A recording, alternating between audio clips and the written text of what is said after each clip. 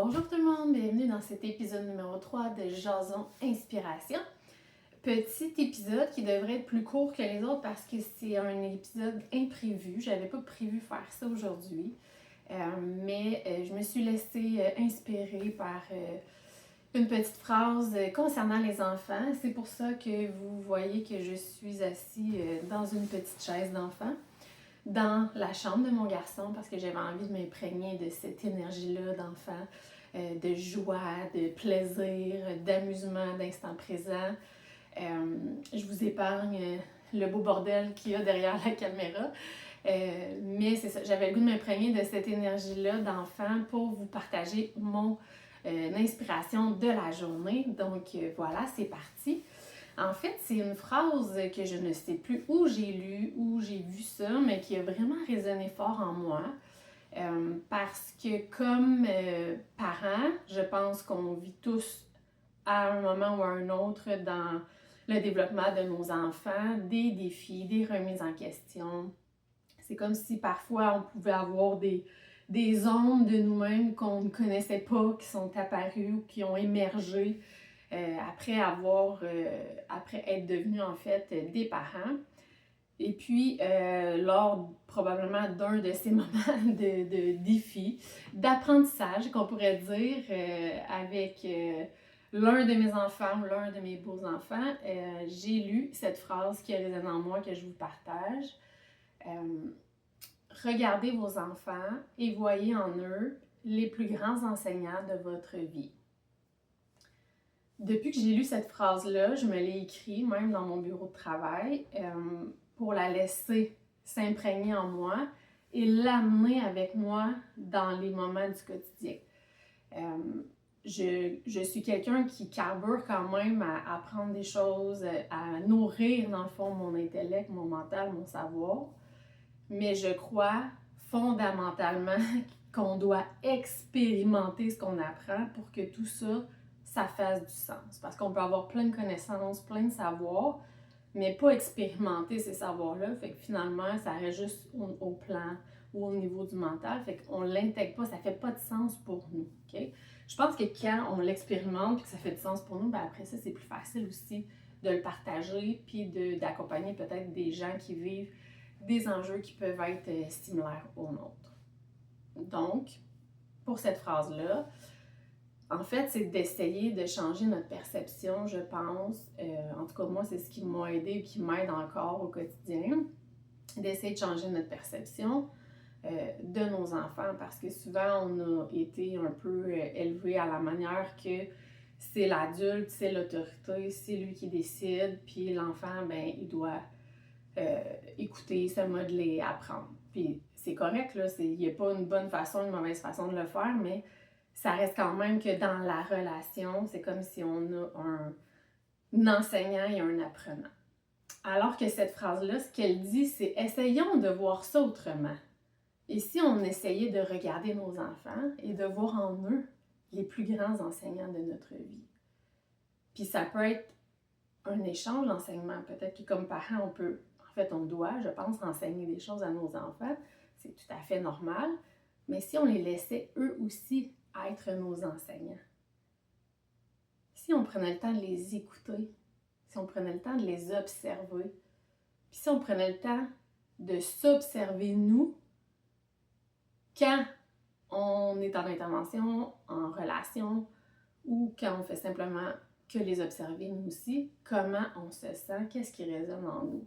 Si on prenait le temps de les voir comme des enseignants, je pense qu'il y a plusieurs périodes de notre vie ou moments de notre vie qu'on trouve difficiles, qu'on pourrait voir différemment. Je vais vous donner un exemple concret. Par rapport à cette phrase-là, en fait, ce que j'essaie d'amener avec moi aussi au quotidien, c'est quand je sens, quand dans moi, là, il y a quelque chose qui monte, là, je le sens, il y a quelque chose qui m'irrite, il y a quelque chose qui... Ça arrive là, que je déborde ou que j'ai une réaction qui n'est pas celle que j'aurais aimé avoir, puis je pense qu'il ne faut pas se culpabiliser non plus. Là. Je pense que c'est normal comme parent, des fois, d'être à bout, que notre élastique un peu se brise.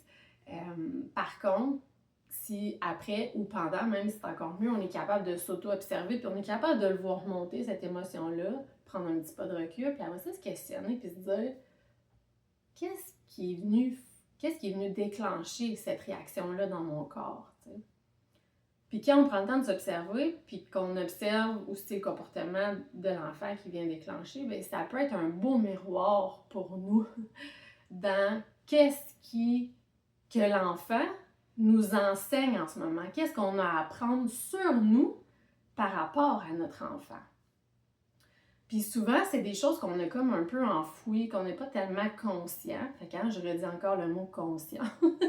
Je trouve ça important qu'on prenne conscience, qu'on fasse des prises de conscience par rapport à ça, surtout avec nos enfants. Donc, quand je vis quelque chose à l'intérieur de moi, puis que je prends le temps de me demander, OK, là, qu'est-ce que c'est venu déclencher? Qu'est-ce qui a fait que je me sens comme ça? Bien, ça peut nous donner beaucoup d'indicateurs sur peut-être une partie de nous qu'on enfouit, qu'on laisse pas, dans le fond, venir au grand jour. Puis moi, je pense que ce qui va venir me faire réagir souvent, c'est quand je suis pris dans mon tourbillon quotidien de faire des tâches, de faire les repas, la liste d'épicerie, le ménage, le lavage, tout le tralala du quotidien. Puis que là, il y a beaucoup de bruit, les enfants, ils font du bruit, ils courent partout, ils mènent du train, mais c'est des enfants, là. C'est juste qu'il y en a 4 en même temps qui tournent puis qui crient, fait que des fois, je le sens, là, que ça va être comme un trop-plein puis tout ça, puis ça arrive que je peux me retirer, aller prendre quelques respirations, comme...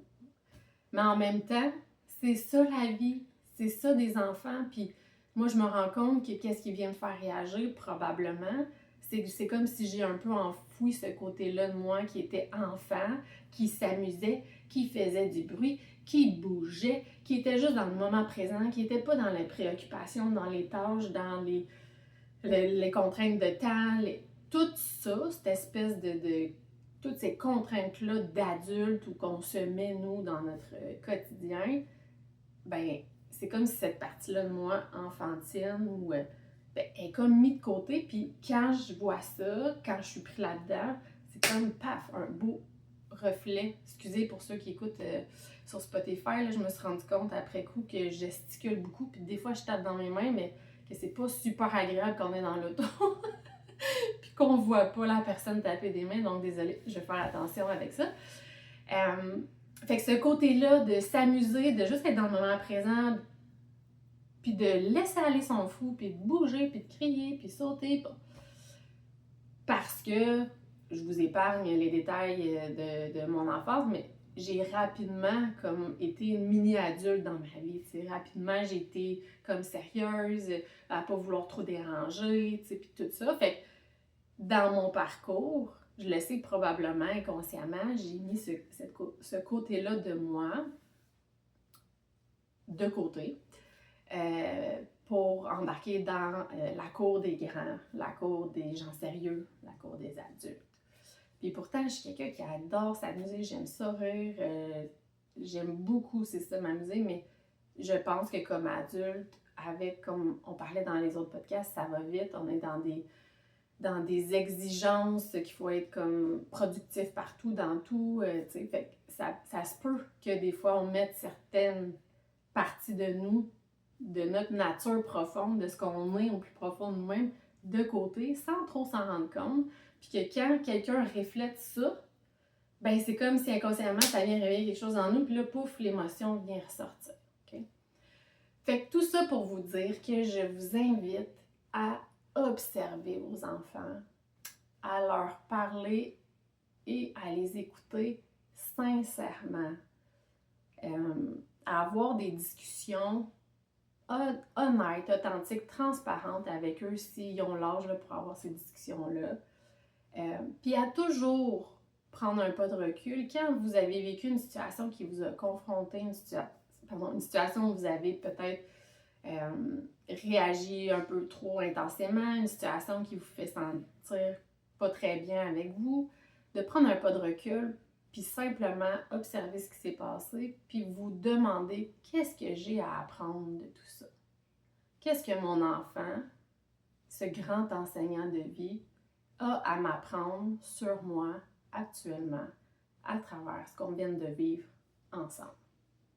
Puis après, selon ce qui va remonter par rapport à ce que vous savez de vous, par rapport à comment vous allez vous sentir, ben, si ça fait remonter des émotions, ben, laissez-les aller, c'est bien correct. Puis après ça, ben, votre réponse qui va venir, ben, amenez-la avec vous. Amenez-la avec vous parce que la prochaine fois, parce qu'il va en avoir d'autres fois, la prochaine fois qu'une situation va arriver avec votre enfant, au lieu de vous dire « Ah, je suis tellement tannée, quand est-ce que ça va arrêter cette affaire-là? Je suis plus capable. » Ben, essayez juste de changer votre regard puis voir ça différemment. Puis peut-être que ça fera une petite différence dans votre quotidien, dans votre perception. Donc voilà pour ce court épisode. Merci vraiment beaucoup encore d'avoir été là.